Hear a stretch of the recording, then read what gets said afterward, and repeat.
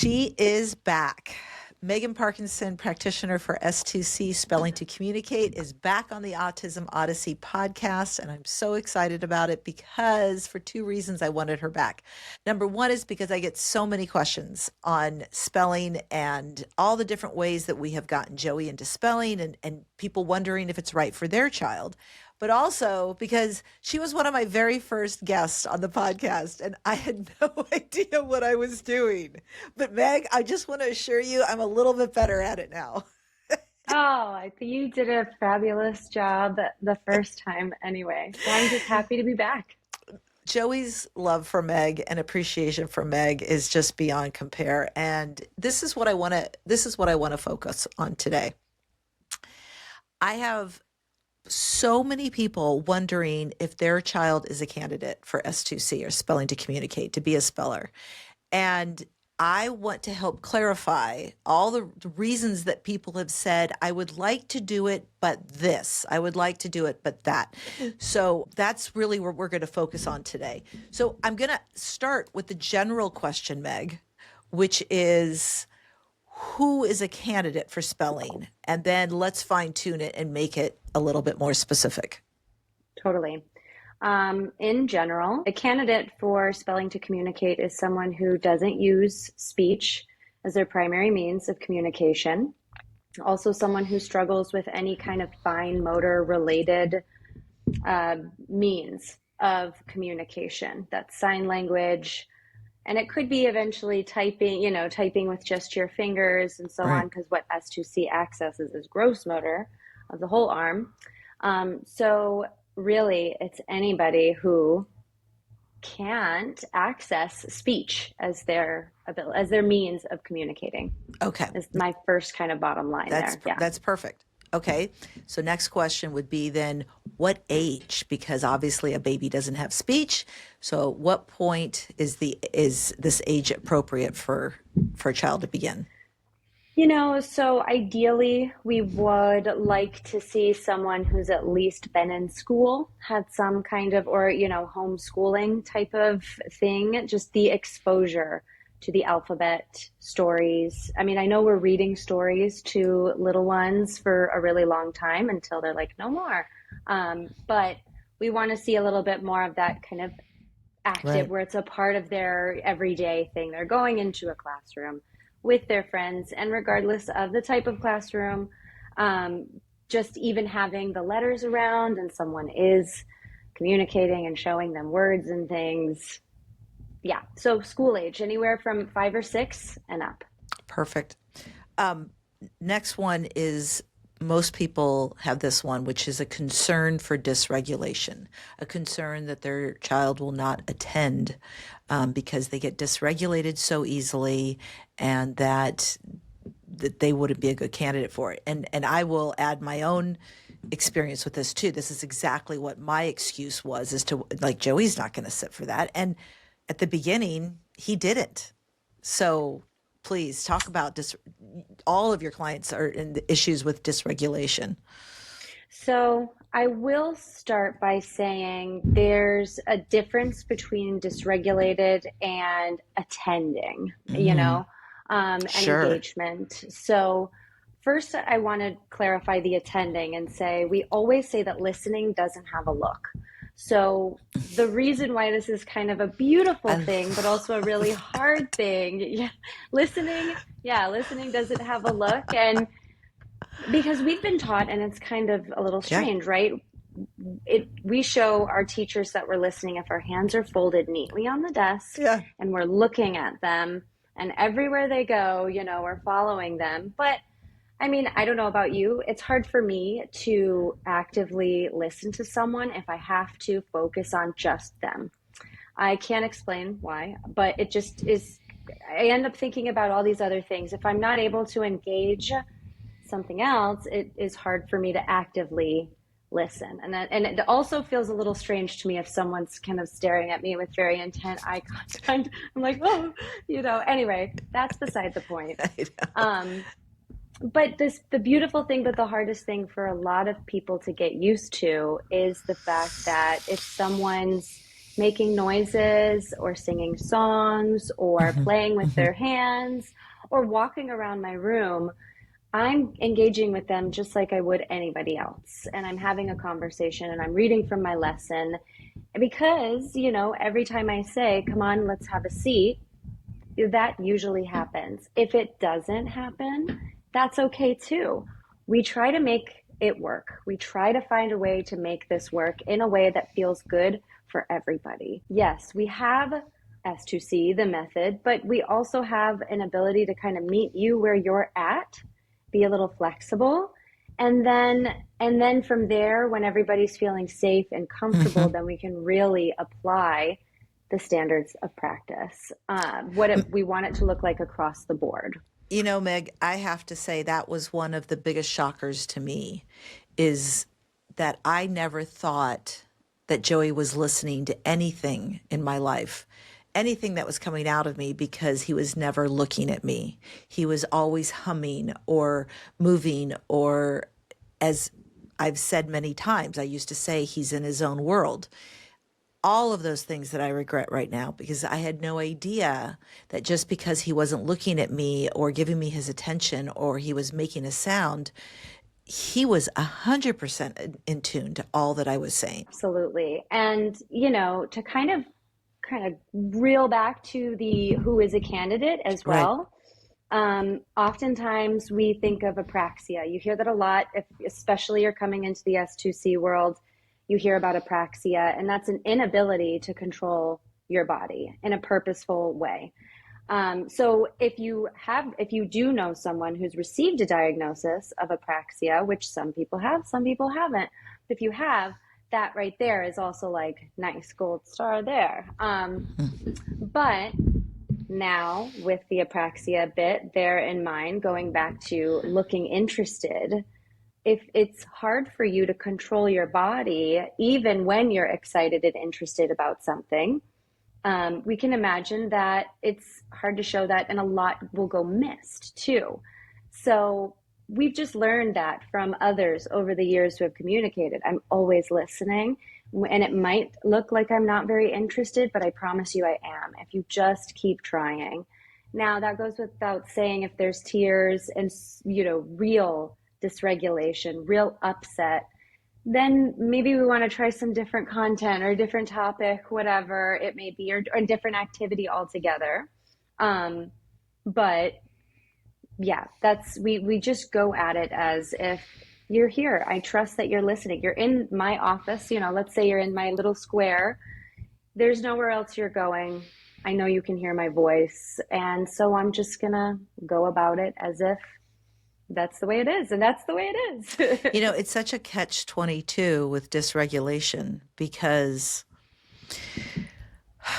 we don't know what's bothering them because they have no voice, but then it's hard to get a voice if something's bothering them. And Right. so it's this circle that we play. And going back to what you're saying earlier about attention, I just want to say that I know many people out there hear the term presumed competence a lot.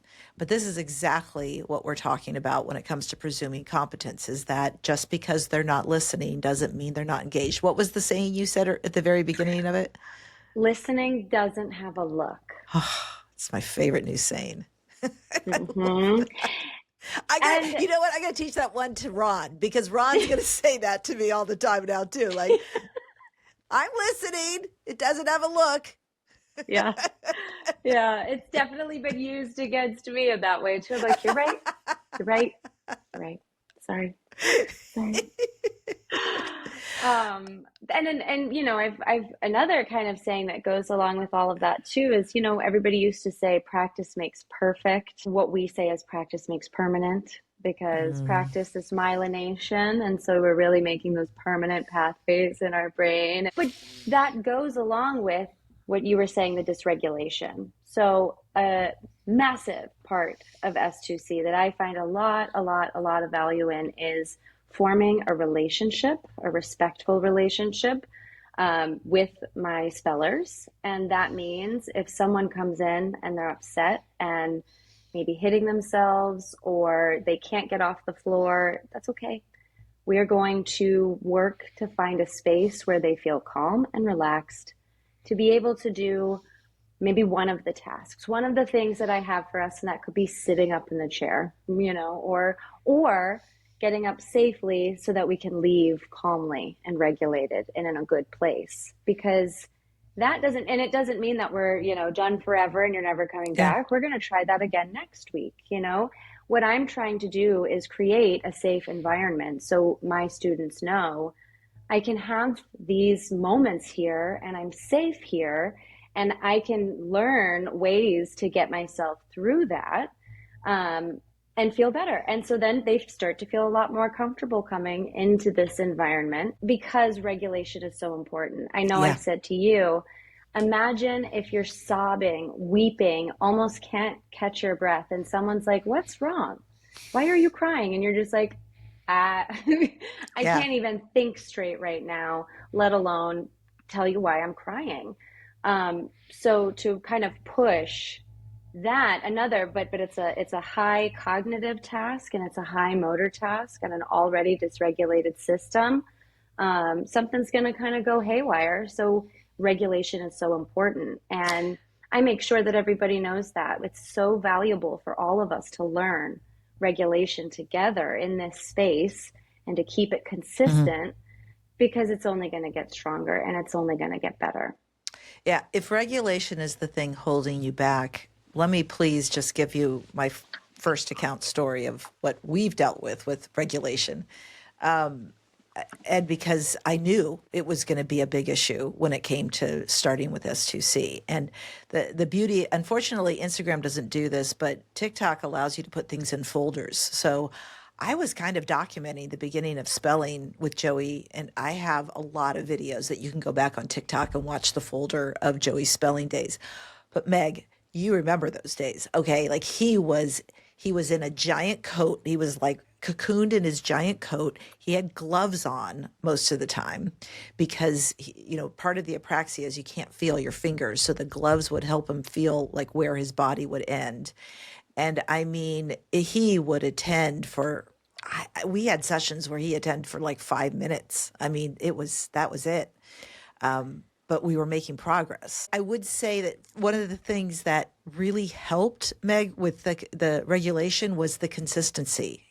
When he started to really know and trust you that we were going to go in there and we weren't going to push beyond what we felt he could do, and we would let him stay cocooned. And like you said earlier, he can be cocooned while he's listening to the lesson, and then he'll take out his arms and then spell then. That was really helpful. Yeah, and I don't know if you remember, maybe you do, but I try to emphasize this is the small steps it took to get us where we are today. I was just explaining to someone about that. Joey would come in his coat, in the vest, the jacket was on, everything, he's very wrapped up. And now he comes in a t-shirt. We get the resistance band, but He's we're like, good. ready. It's yes, and it's I just this know. whole new person. I know, it's Um, amazing. And I want to say the resistance band really helps Joey because he likes to be cocooned. So we put a band around his body and his left arm. So he has his right arm free, but he likes the feeling of being tucked in to the band. So and it's one of whatever those works. light, yeah, Yeah, it's one of it's like an those light exercise rubber band. bands. Yeah, yeah, Yeah, yeah. he's able to put his arm back in his sleeve when he wants to, and then pull his arm back out when it's time to spell. It's very convenient. We It love it. it We love does. the band. It does work Um, so well. And now I just wanted to also mention that because of spelling, he's now able to spell why he's dysregulated. He'll tell us, I remember the first time he said hard damn day. I was yeah, like, ah, yeah, he yeah. swore. But it was so sweet. And he's also said many times, like his stomach is hurting, he's in pain. I can't focus on this. Like he feels badly that he can't, but he's just like, Right. it's just not going to work today. And he'll let us know.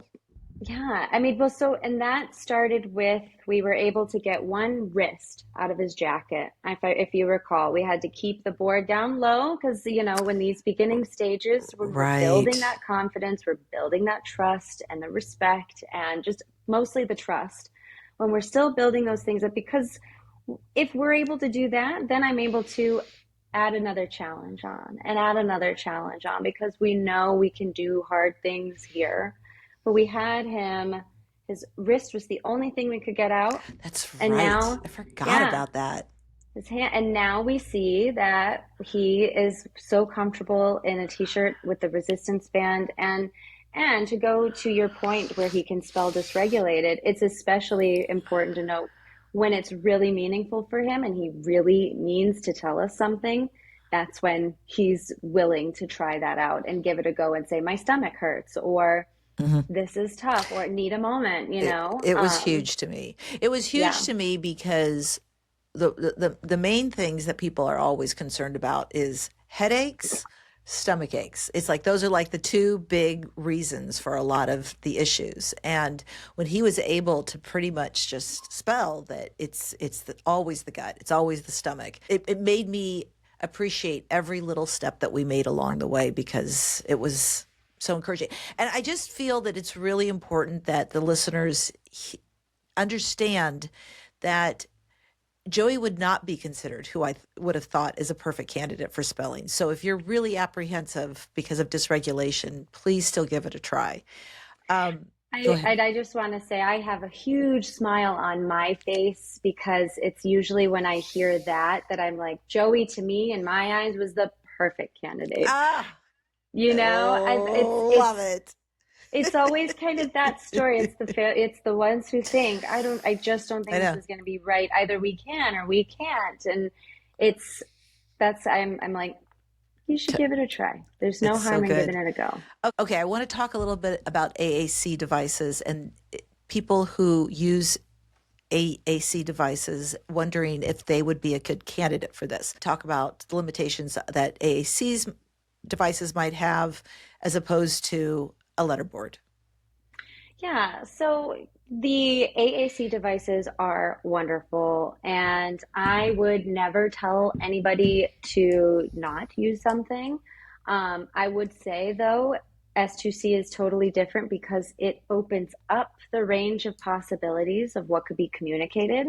It goes beyond basic everyday needs and people and things like that, and it goes into abstract concepts, thoughts, feelings, ideas, goals for themselves. There's something about just having 26 letters there for you to choose from that is so freeing and autonomous. It creates autonomy by being able to say, I like this, I don't like this. And the reason When, why. yes, That's the part I get so excited about with Joey is like yeah, not just making a decision, but giving me a reason for the decision. And boy, that's when you really get to know your child. right. So, there's nothing wrong with AAC, the devices, things like that, if that's what you use and what you're comfortable with. But if you've had this feeling that maybe there's something more going on, or just something you want to dive a little deeper, this is your place to start. And this is exactly what provides that, which I think, why wouldn't you want to? Yeah. Because there's the free range of possibilities. I say this to all of my practitioners in training. When we're working on leveling up, if you will, or we're working on increasing the cognitive challenge of, hey, take this and put it into a sentence for me, or define this concept, we have to open our minds to the fact that there's a huge possibility of what a response could be when it's Hmm. something like Hmm. that. Just like how we phrase this, our conversation right now. We've got notes. We have one idea of how it might go, Right. and it just doesn't. It takes on a whole other life form. Yeah. That's good. That's really good. How about other disabilities other than autism? And I mean, apraxia affects so many different challenges. But what about Down syndrome? Do you have any clients that have Down syndrome, and has that been effective with Down syndrome spelling? I do not have any clients personally, but I do know of many practitioners who do. Even at where I was coming from before, where I got my start at Growing Kids in Virginia, I know they are working with clients who have Down syndrome. Angelman syndrome, anything that seems to be affecting the motor in any kind of way, that's Right. kind of what we're tapping into. What about adults who had language and then went through some sort of either a stroke or some sort of issue where they lost their language because of it? Is it been used for individuals such as that?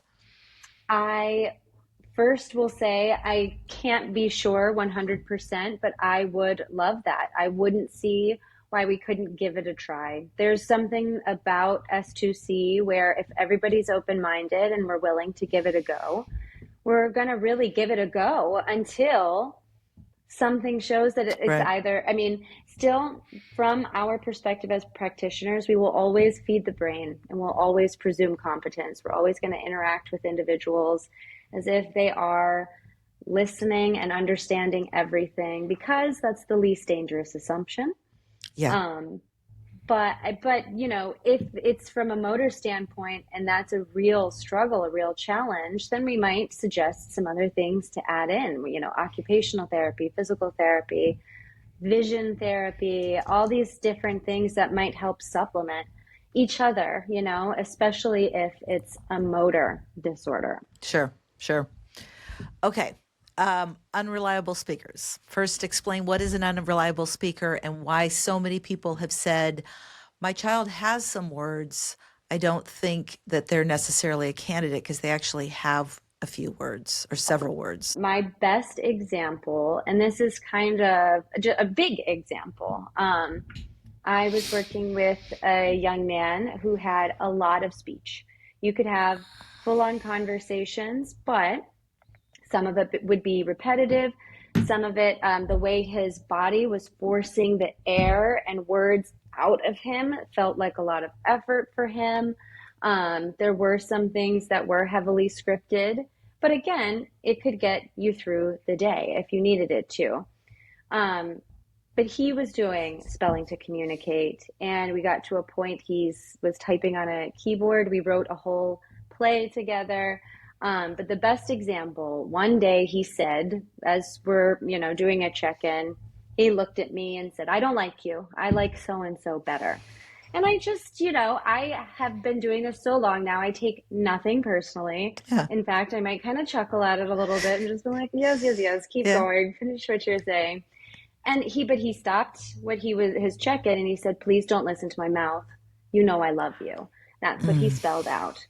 And and who knows if that was something that was being said because it would get kind of an adrenaline reaction of just like, why do you know, I look at someone's reaction and then it's a whole thing.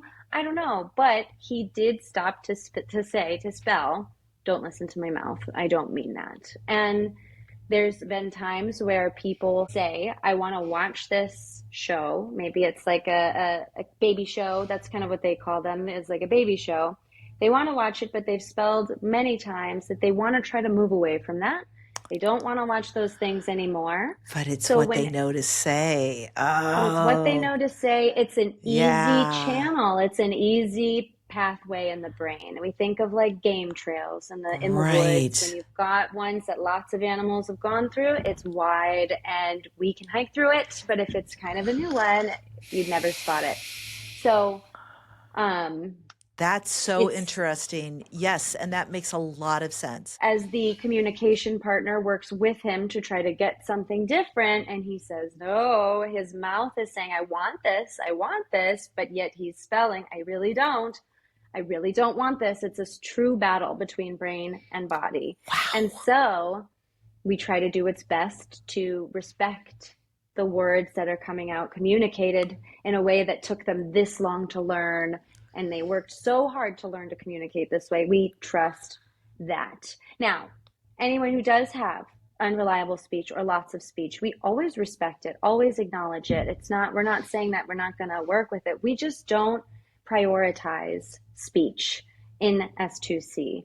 So if someone does say something to me, but I might be a little unsure if that's what he Hmm. intended to say, Hmm. we can confirm it on a letterboard. I've oftentimes Hmm. also have found when people do have speech, there's a breakdown in something a little deeper the communication gets lost beyond just daily things to get by when they are trying to explain maybe something that's causing dysregulation, something that's emotional. There could be a breakdown there. So that's where letter boards or, an AAC, it comes in handy for a lot of people. But if you can learn how to use it purposefully through these Right. steps that we've mapped out, then it's a useful tool. And I know that what a lot of spellers have spelt, that listen to what I spell, not what I say, because they know that they have these issues. But this makes so much sense as to why so many of them often will say things and then you do it and then they get mad. Joey will say no when he means yes, or vice versa. And Right. that Right. happens a lot. Yeah. And that's another thing is when we're working with yes and no, or here, pick one, I said this or this, you really run the risk of being 50% right, 50% wrong. Not right or wrong, but meaning, the choice was Yes. right or the Yes. choice was wrong. And so, because they know those scripts. Julianne talked about that when I had her on the show with Bo, is that for years they thought his favorite color was blue because he was taught in ABA, what's your favorite color? Blue, blue, blue. That's what he was taught. But it wasn't until he was a speller that he's like, my favorite color is green. And she's like, what? So it's so interesting because so much of what they say is scripted. And a lot of it, especially with ABA, has been scripted. And then it gets into that end of it as well, too. But then things that they've practiced, and it makes it really easy to say. But I love what you're saying about the videos, because I feel that with Joey. I feel that he doesn't want to watch the same ones that he's able to verbalize. So that's super interesting. and think about the shows as we all kind of have our comfort things Yeah. and we overdo it. But if you have overlearned how to do something, so those phrases that are said over and over, those are overlearned, so scripts, loops, those kinds of things, automatic. But the same thing goes for the videos, the shows, whatever it is, it's overlearned, so that whenever I do feel, oh, I want to sit down and do this, it's almost like my body is going to type this anyway. Yes. And it's not really what I intended, but it's just right. Now, speaking of that, let's go and talking about those who do use communication device, specifically an iPad, and they actually type what they want to watch in videos or things like that. And let's talk about that, because a lot of them are typing what they know, what they're comfortable with. Right. It's not necessarily that they know all ways of communication and typing. They just know how to type the things that they need to know. Right. So I was actually reaching out to some of my great practitioner friends and OT friends about this, because I know we had talked about this too. There's a difference between doing something on command versus doing something because it's what you know and it's what you want to be doing in the moment. So the way one of my friends had put this, as she's an OT, was that when we have those two areas of the brain, and I know I've told you S2C, we're trying to bring us up into the higher thinking brain. Right. The rational part, we're safe here. We're thinking, we're using logic and so on and so on. But then we have our survival brain. We all have these things, and all of the automatic, impulsive, reflexive motor things that we do happen from there. And also those things are tied to emotion, or like a sense of emotion or a sense of danger. So there's also a lot of times when we type in those videos or just that kind of thing, there's an emotional thing attached to it, which makes it easier to activate in the brain. There's something that's about it. Or there's also, a sense of danger. That's why we react in a certain way, or say the things that we say and do the things we do. But so the reason why then, when someone says, oh, he can type, but it's not working S2C, he can't even poke the letters right.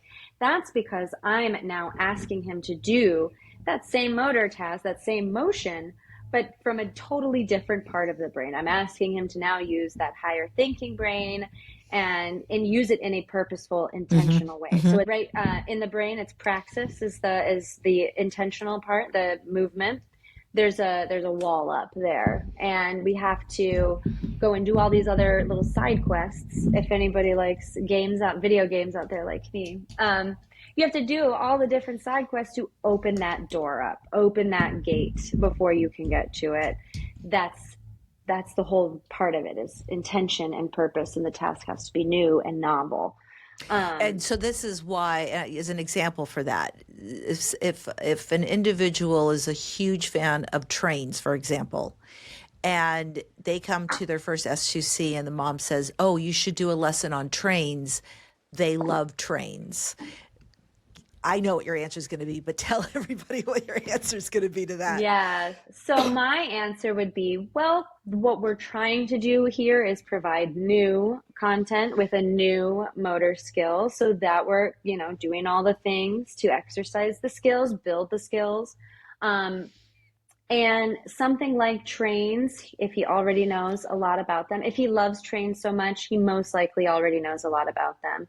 If he's YouTubing things about trains, he knows a lot about trains. And what I'm going to do in that lesson is probably some watered down version of what I understand trains to be. And he's just going to be like, what is this?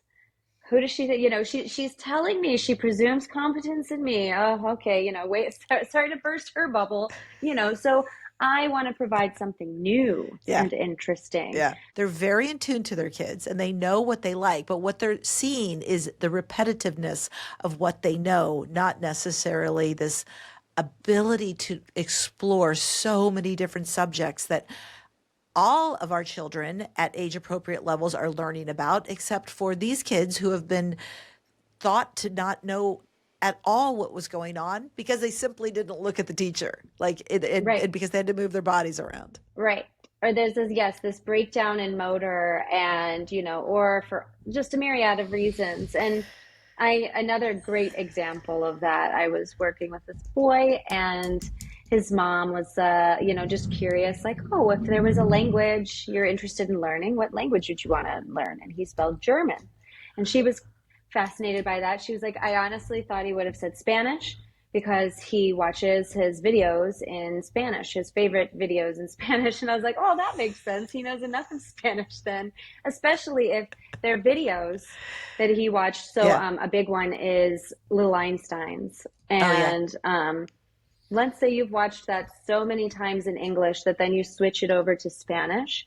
And if you kind of have this amazing memory and this amazing way of processing information, I can imagine you watch that maybe a few times and Yeah. you'd probably understand what was going on and what those words meant, Sure. and things like that. So maybe not necessarily how to spell them and what the characters all are, but phonetically that sound would be there, and I could understand how that exposure alone would, you'd be like, okay, yeah, I get enough of Spanish, I'd like to learn German or Right. something like that. Yeah. So fun.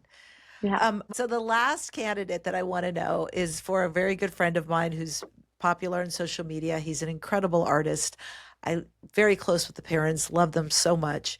And they're not sure he's a candidate because he has great fine motor skills. He is able to type. He is able to speak to a certain extent, not extremely well, but he is a speaker, but it's very limited. And so would he be a candidate? Absolutely. 100%. Many years ago back in Virginia, I worked with a boy who was so good at sculpting Play-Doh. I mean, the fine details on these sculptures that he would make, the drawings that he would draw. He could also type on his iPad. There were so many, he could sing songs beautifully, and he had some speech as well, but it was very limited. He was a beautiful writer as well, in the way that, not handwriting, but I mean, what he was able to start communicating and writing, as in stories, essays, poems, things like that. It was a wonderful outlet for him, not only just for the communication aspect, but I can imagine if someone that creative has that much of an ability, I think with a lot of with a good practitioner, a lot of good practice, and a solid support system, I think that's just He could take off personally. What we say in this world is sort of like, or this is something Elizabeth used to say, is that it kind of depends what you ordered off the menu. You know, if you ordered some of this and some of this, that's what you have. If you kind of went a little lighter, that's what you have. And so there's strengths to everybody. Everybody has a strength. And I don't usually Right. like to use things like a weakness, but everybody has different abilities. And in S2C, what we find is that a lot of people can do this and can do a lot of things that a lot of people didn't believe they could. We just had to teach it in a different way. Interesting to me that if he is able to type and see, I always thought that S2C were, especially for those who had really severe apraxia, like Joey, that brain body disconnect. He has the reaching that's involved for him to do that is more of a gross motor than fine motor because he doesn't have really well developed fine motor. But if somebody does have developed fine motor, is actually able to type on a computer, then would you just start them right into typing, or would you still go back to poking the letterboard? And what's the reason that you would kind of go Mm-hmm. backwards if that's the case? Yeah. We would start at the three boards. We'd start at the same place, just like everybody else. One, it is to assess skill in the first place. It's just to Right. observe what you are able to do versus what is a little harder. So, um, if we are working with someone, and I will say when it comes to the motor, the biggest breakdown that we look for is just a breakdown in the speech. If speaking is hard for Hmm. you and it's hard for you to communicate what's going on, we're kind of looking at you. You should be looking at us too. Um, but the reason why we're going to start so slow is it goes back to those two areas of the brain, right? That fine motor stuff that he's able to do is they're myelinated pathways in his brain. They're easy. This is a different skill, right? If we ask him to type something a little more meaningful or say something a little more meaningful, deeper, I should say, not meaningful, but deeper. So, like, how do you feel today? I feel good. What else makes you feel good? Why does that make you feel good? Once we start kind of asking more questions like that and Mm. we start to see a breakdown, whether somebody kind of tenses up and gets stuck, or we're on to the next thing, or we're too engaged in the activity we're doing, that's kind of where we think spelling would help. So it's those two areas of the brain, right? There's the breakdown in that praxis right there. And if Hmm. you're having an issue or you're having trouble accessing speech, there's that wall is up. So we need to break it down by teaching that purposeful motor from the small steps and then working up to something more. Now, if the motor is there and all is going well, and we see accurate poking on the letterboard and it's beautiful, we can very quickly progress on to other things. But what's most important is when we use that 26 stencil and we're working on opening the communication, expanding upon what's being spelled. If we notice that it's all one words are easy, what are we talking about today? Outer space. What was this? Rainbow. That's all easy stuff. But if we start to say, what's one important thing you learned from the paragraph? And it kind of falls apart. But that's what we want to be accessing, right? What is this? What's something you thought was important here? And if we get, I thought it was the bit on pollination or whatever it may be, Hmm. Hmm. that's what we're looking for, is that kind of communication. So, there are some people who do work up to those things, to those skills relatively quickly. Those are more exceptions to the rule. But everybody's different. I should emphasize that everybody is so different, but Right. it could happen. So interesting. So let's move on. I want to talk about one question that I get quite a bit, and that is, can he read? Is he capable of sitting down ever with a book, or is that part of the apraxia piece that's always going to be a challenge for him? It's a good question. I If you can spell, you can read. How does that happen? I can never be sure. Everybody's, the lived experience is different. So while we have those developmental years spent developing play skills with toys and friends and things like that, if you have apraxia, you're spending those developmental years developing listening, your memory, all Mm-hmm. kinds of things, just your observational skills. Right. And so I had one student tell me once, if you can't speak, you kind of just develop this obsession with words because you can't use them like everybody else can. And so, it's an obsession and a fascination. Now that's one individual. But I've have yet to encounter someone who didn't know how to read and who, once we broke through the motor barrier, that it wasn't very clear that that was a skill that they'd had Mm-hmm. for a long time. But yet Joey's not going to be able to sit and attend to a book. That's why he's asked us to have things on tape, or that's why he listens Yes. to books on tape or podcasts. Because I'm assuming that's all part of the apraxia. It's that brain body. You have to really focus to be able to read something Yes. on a page, and And that, I not being should able say to it, keep his body still. That's very hard. So yeah. right. That's a skill that some people have wanted to work on Hmm. with their practitioners, and it's something that can be worked on. You've got to just develop a goal plan together. But that being said, there's a lot of adapting that needs to be done. So maybe if someone wants to start practicing reading a book, the words have to be much bigger. That's it. That's the first start. And then we have to learn and practice, like, reading along with your finger to make sure that your eyes are staying. And it's, again, not the actual reading part to make sure he knows how to read, but it's the motor task of Yes, reading. it's a But motor another task thing of with reading. that, Yeah, that's it. reading a book is motor, right? So when everybody else says, "Oh, that's another test," is he couldn't read any books, he couldn't, would drop them. It's only because it was a motor thing, the apraxia. That's the Hmm. that's the biggest issue, and so it could be, I really want to read this book. Ugh, I threw it because that's the impulse. There's an emotion tied to this, and I don't know how to react, and so that's how I reacted. That makes so much sense.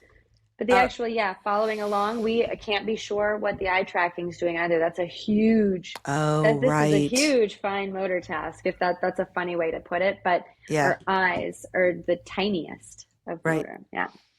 And in relation to that question, you've kind of already covered this, is how did he learn to spell? I mean, I'm kind of blown away on a weekly basis. I mean, when Joey spelt the word protagonist as he was describing Ron, and then so many people said to me, where did he learn that word? Like, at what point did this is just from years, 31 years of his life paying attention, learning these words and never having an opportunity to say them.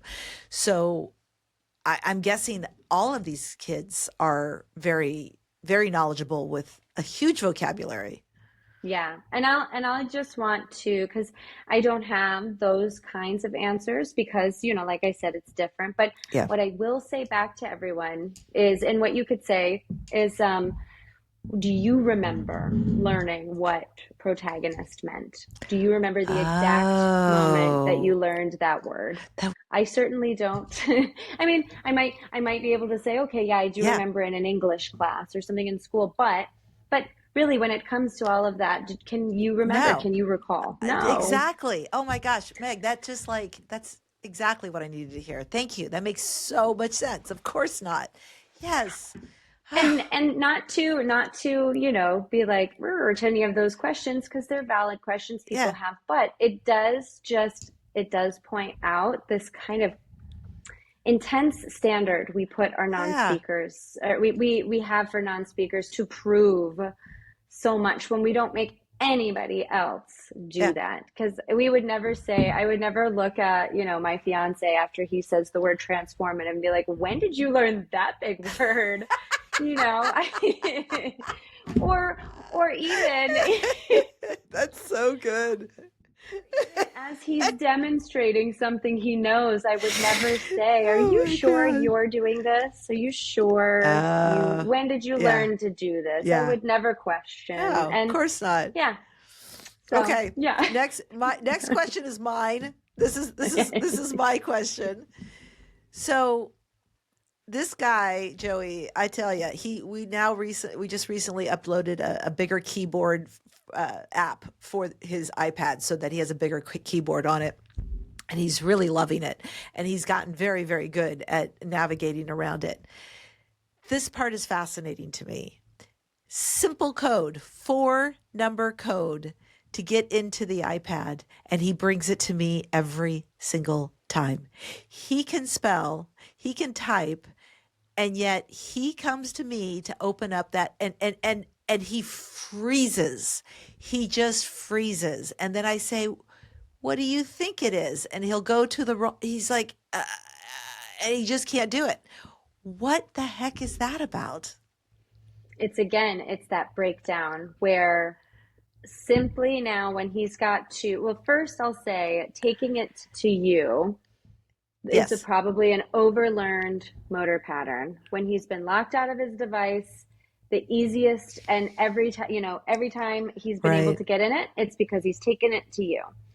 And that gets the job done. But now, you're kind of like, hey, you should be doing this You know, yourself. You can do this yourself. yeah. So I'll say first, that's the overlearned motor pattern. Okay. Then Okay. when we say to him, you know it, you type it in, we're now taking that, it's not desired motor, but it is, it's this action I wanted to do, but now we're making it a task on command. I've given it to you. I'm making it purposeful.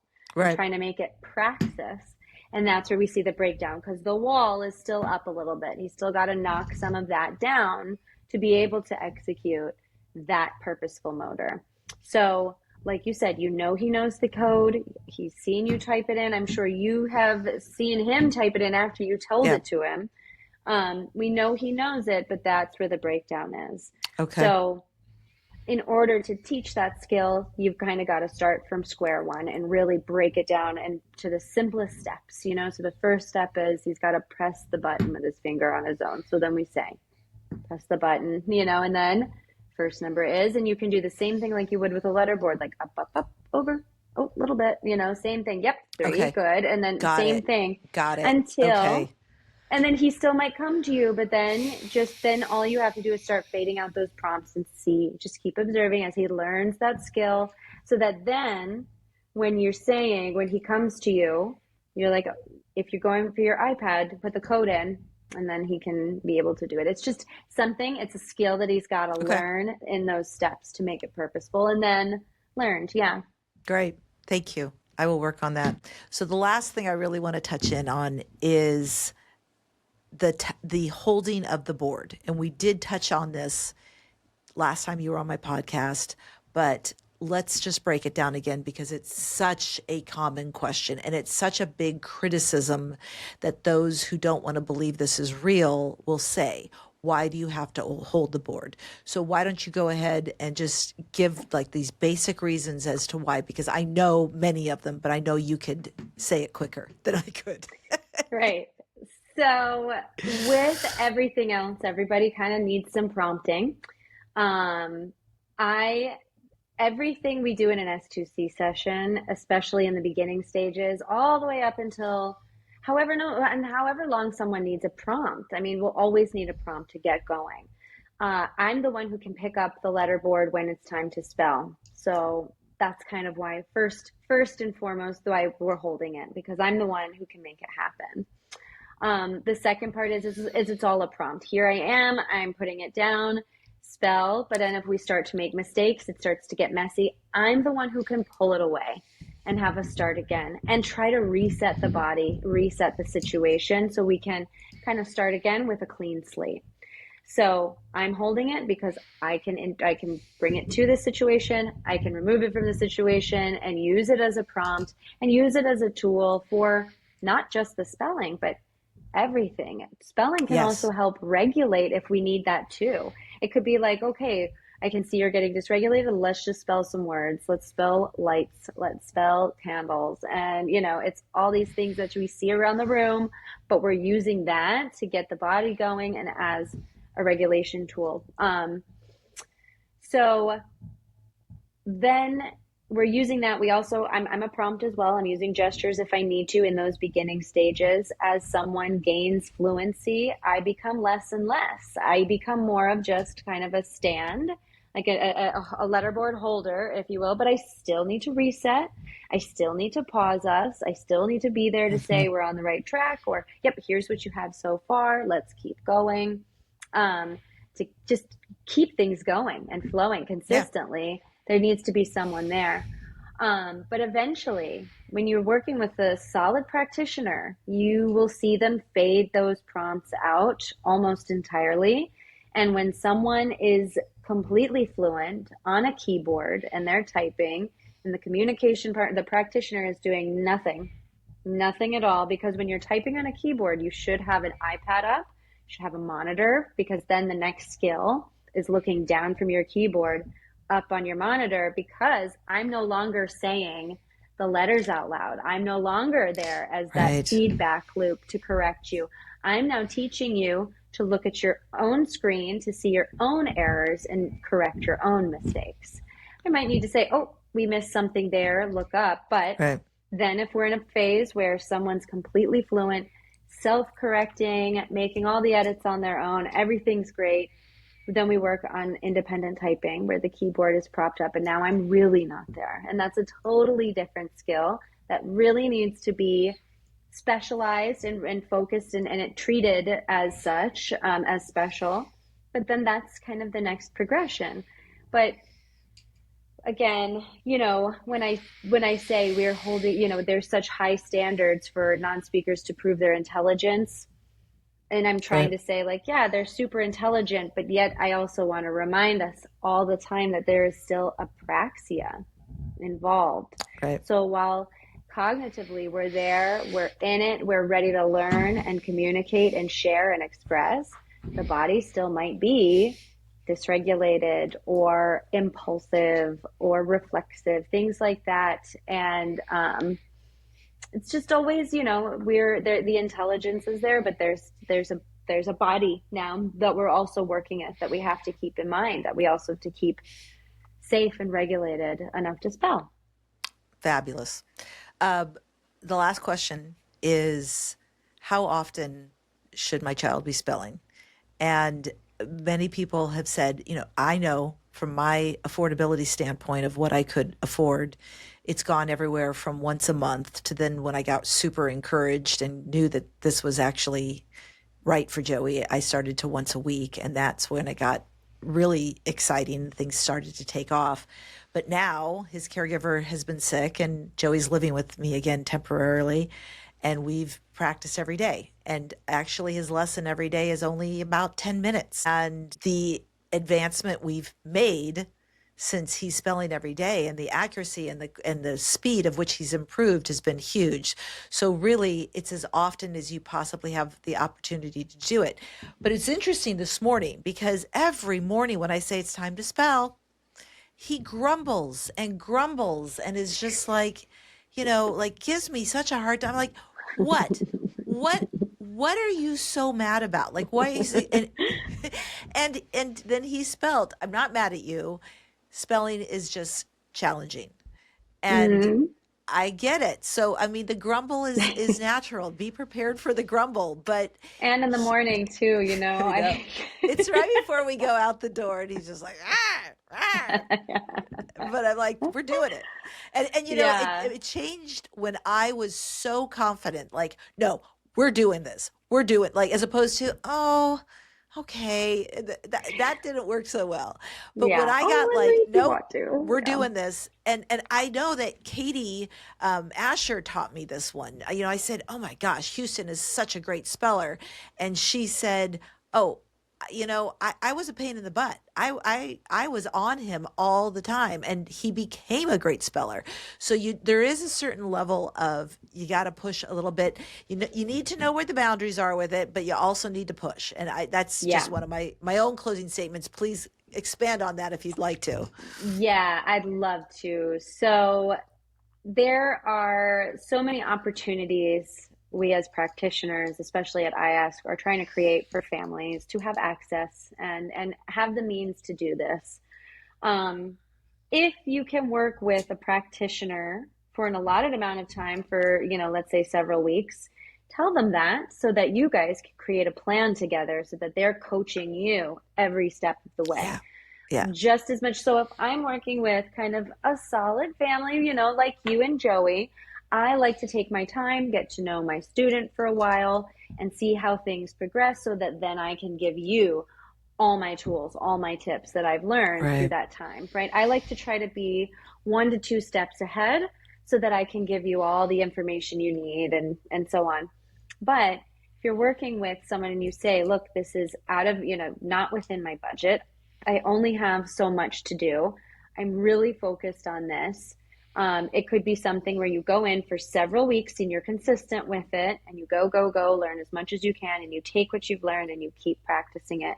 And you meet with that practitioner once a month if you can, if that's what works for you, but just to have them review your sessions or Yes. something to give you some feedback, but to be working with someone who can help you out and help you get through these hurdles. It's hard to do it on your own too. It's really hard to try this virtually, but it can Right. work. We can do it. But especially if you're on your own, you don't have like a community or an outlet of someone you can talk to and just be like, I'm stuck here. That's where a practitioner is really helpful. But like you're saying, Betsy, practicing every day isn't ever going to hurt, especially if it's good practice. Um, And the 10 minutes, like that's what Julianne is like. It doesn't have to be a long session. Just get him in the habit of right, just starting it every single day, every morning. right. You're going to start Because doing this. before you know it, that 10 minutes turns into 20 and you're like, Right. oh my God, how did we do that? I just lost track of time. And he's happy sitting there with you. Yeah. But if it's 10 minutes a day, that's something. I also try to tell people to be flexible because, all our kids, we all take weekends off. We all have some time off. Right. And it, Not you that don't want to rigid. bombard, No. but And there are I, days where he's so dysregulated that there's no way I would even ask that of him. But right, yeah, right. It'd be too hard. It would be not a right time to try that. sure. Sure. But I'll also say too, whenever there's really good practice happening at home, I can tell. I, as the practitioner, can tell because I'm seeing really good progress happening with me. We say, and that's something I should say. It will look different with me versus you. It will look Yeah. different with your practitioner than it will with you, whoever you're working with. I've been doing this for over 10 years, Wow. and that means, like I think I said in your last podcast, I speak the language, if you Yeah. will. I know what's going on. So if someone else is fluent, with me at least, there's a good chance we can communicate with one another because I get it. It might take us a little bit, but we should get there. You're only as strong as your strongest communication partner. And if you're really wanting to go for this, that 10 minutes a day is going to make a huge impact. And like I said, I will notice it, especially if it's good practice. I'll also note if it's not good practice, but that doesn't, we work on it. But that improvement, you'll see it kind of everywhere. So there is no harm in doing that little 10 minutes a day. If you can't do 10 minutes, you could do 5. That's fine. Sure. If you don't have letter boards and you're not doing that yet, you can feed the brain. That's the best thing to do with podcasts and books and Which is music so and good. stories. I Yeah, know. news articles. I've gotten You smarter from listening to the podcast. I right? feel Yeah. I feel much more knowledgeable. So Right? Meg, I'm so blessed to have a practitioner like yourself, but how do people find a practitioner? And I would assume because so many people are starting to talk about spelling to communicate and spelling programs in general, that there are a lot of people in training right now to become practitioners. How do we learn about them? Because I would think that's another really affordable way is to find somebody who's in training and maybe they could work with your child a little bit too, because Yeah. for cost reasons. Absolutely. So, first on the IASK website, I believe it's iask.org. I'll have that in the show notes, all that Cool. information. If you click on in the search bar, you can go down to find a practitioner or a practitioner map or something. And you click that and it'll show you a world map and kind of all these little bubbles will pop up. Okay, And you just try to zoom into your location and see if there's someone near perfect. you. If Perfect. not, you can always reach out to someone who is closest to you to see if they might know of somebody in training or who just might not be on the map yet or something. They're still kind of getting it figured out. Um, but the beauty of that is if there is a practitioner who's in training and they are in your area, it's a wonderful opportunity because I think they should usually be free. Those sessions should Right. be free if you are in Exactly. training. So, and if you find someone, they're also those PITs, practitioners in training. They're under the guidance of certified practitioners. So, if you're comfortable with those videos being a part of their education and a part of their training course, even better. Um, it's a wonderful opportunity for both your child and the practitioner in training, and it's in yeah, just a great place to be and start, because then they can put you in touch with other people Right. and yeah, get you in the community, in your community. So good. Oh, Meg, thanks for being on the show again. I, Thank you I, for I having me honestly could again. just go on for hours more. Like, there's so much to I ask, know. but We we're got to hitting book a this a two little bit hour at to a talk. time. I Yeah. know. Thank you so much, everybody. I love that you're here. Next week's show is actually going to be one of Meg's students, somebody that you mentored, Yeah. Austin Moore, who Oh, has more spelling on social media. He's amazing, and I'm super excited to yes. expand on a lot of Yay. what we talked about and the way that he works with his clients. So thanks for joining us. We'll talk to you all next week. Bye bye.